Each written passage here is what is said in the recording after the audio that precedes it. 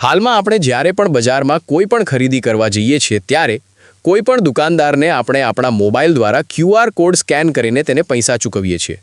પછી એ ચાની લારી હોય, શાકભાજીની દુકાન હોય કે પછી કરિયાણા કે જ્વેલર્સની દુકાન હોય, કારણ કે મોટા ભાગની નાની કે મોટી દુકાન સહિત લારી ગલ્લા ઉપર પણ આપણને QR કોડવાળું સ્ટીકર જોવા મળતું હોય છે અને તેના દ્વારા હાલમાં મોટા ભાગનો વ્યવહાર અને વહીવટ ચાલતો હોય છે।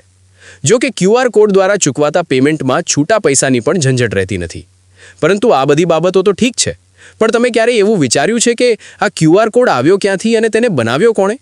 કોણ હતા એવા મહાન વિભૂતિ કે જેમણે દુનિયાને આ QR કોડની મફતમાં ભેટ આપી છે? મિત્રો, જાપાનની એક મોબાઈલ કંપની જેનું નામ છે ડેન્સો મોબાઈલ કંપનીના એન્જિનિયર જેમનું નામ છે મસાહિરો હારા। મિત્રો, વર્ષ 1994 પહેલાં જ્યારે 12 આંકડાનો સફેદ અને કાળી લીટીવાળો કોડ હતો જે આજે પણ જોવા મળે છે, પરંતુ આ કોડને સ્કેન કરતા મશીનને સમય લાગતો હતો અને ડેટા સ્ટોરેજ પણ ઓછા થતા હતા। ત્યારે જાપાનીઝ ડેન્સો મોબાઈલ કંપનીના એન્જિનિયર મસાહિરો હારાને વિચાર આવેલો કે કંઈક એવું કરીએ કે કોડને મશીન ઝડપથી સ્કેન કરી શકે અને તેમાં ડેટા પણ વધુ સ્ટોરેજ થઈ શકે। બસ એ દિવસથી જ મસાહિરો હારાએ પોતાના મનમાં નક્કી કરી લીધું કે કંઈક અલગ અને નવું કરવું છે જેની દેશ અને દુનિયા નોંધ લે। પછી બન્યું એવું કે મસાહિરો હારાએ એક એવું ચોકૂર ચિત્ર તૈયાર કર્યું કે કમાલ થઈ ગઈ અને સમગ્ર દુનિયા જોતી રહી ગઈ। વર્ષ 1994માં મસાહિરો હારાએ પોતાની સૂઝબૂઝ દ્વારા આમાં ભવ્ય સફળતા મેળવી અને દુનિયાને તેઓએ QR કોડને ભેટ આપી, અને એ પણ સાવ મફતમાં।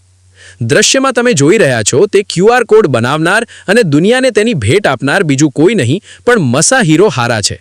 મિત્રો, મહત્વની બાબત તો એ છે કે આ મહાન વ્યક્તિએ આ QR કોડની ભેટ દુનિયાને બહુજન હિતાય તેમજ માનવ કલ્યાણનું વિચારી તેઓએ દુનિયાને આ QR કોડની સાવ મફતમાં ભેટ ધરી દીધી હતી। ધન્ય છે આવા મહાવ્યક્તિત્વને, નહીતર જે તે સમયે જો તેમણે વિચાર્યું હોત કે આ QR કોડ પાછળ તેમને રોયલ્ટી ઇન્કમ મળવી જોઈએ તો આજે તેઓ સમગ્ર દુનિયા પાસેથી લાખો કરોડો રૂપિયાની રોયલ્ટી આવક મેળવતા હોત અને હજારો નહીં પરંતુ લાખો ડોલર કમાઈ શક્યા હોત। પરંતુ ના, ખરેખર મસાહિરો હારાએ પોતાનો સ્વાર્થ નહીં વિચારી બહુજન હિતાયનું સાચું સૂત્ર સાર્થક કર્યું છે, જે આજે તમે અને હું નહીં પણ સમગ્ર દુનિયા તેની સાક્ષી છે।